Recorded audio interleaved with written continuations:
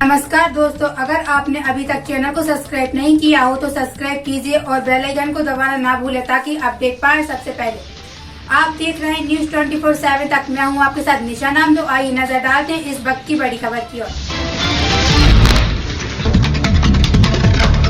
उन्हीं के लोग अब हाईकोर्ट में के बाद में सुप्रीम कोर्ट में आज गए। कांग्रेस के बारे में मुझे कुछ बहुत कहने की जरूरत इसलिए नहीं है कि जनता जो परिणाम दे रही है वो कांग्रेस जानती है।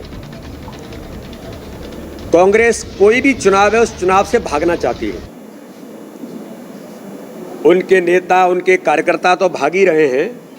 अब कांग्रेस के नेतृत्व को लगता है कि चुनाव में जाएंगे तो हमको मुंह की खानी पड़ेगी, इसलिए वो पंचायत चुनाव में डॉल कैरेक्टर के साथ कभी ये कहते हैं और कभी कुछ करते हैं। तो जिस प्रकार से वो अगर उनको लगता है कोई लेकुना है तो ये किसी का भी सबका अधिकार है, लेकिन चुनाव में मैदान में उतरना चाहिए। उसको छोड़ करके चुनाव कैसे रुके, पंचायत चुनाव न हो, जो लोकतंत्र का मजबूती का सबसे बड़ा आधार पंचायती राज की व्यवस्था है, जिसके अंतर्गत नीचे के हमारे सभी जनप्रतिनिधि चुन करके आएंगे तो लोकतांत्रिक व्यवस्था तो मजबूत होगी ही।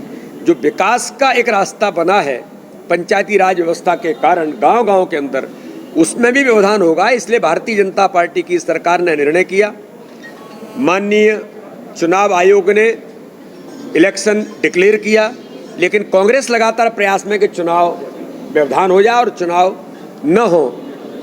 तो ये कांग्रेस लगातार एक दोहरी नीति के साथ जो प्रयास कर रही है, लेकिन मुझे पूर्ण विश्वास है कि ये चुनाव पंचायती राज व्यवस्था के, ग्रामीण निकाय के और नगर निकाय के चुनाव मध्य प्रदेश के अंदर होंगे और मध्य प्रदेश को मजबूती मिलेगी और भारतीय जनता पार्टी के कार्यकर्ता इन चुनावों में ऐतिहासिक बहुमत के साथ जीत करके आएंगे, क्योंकि हमारे कार्यकर्ता लगातार जनता के साथ गांव-गांव के अंदर बूथ-बूथ पर काम में लगे हैं।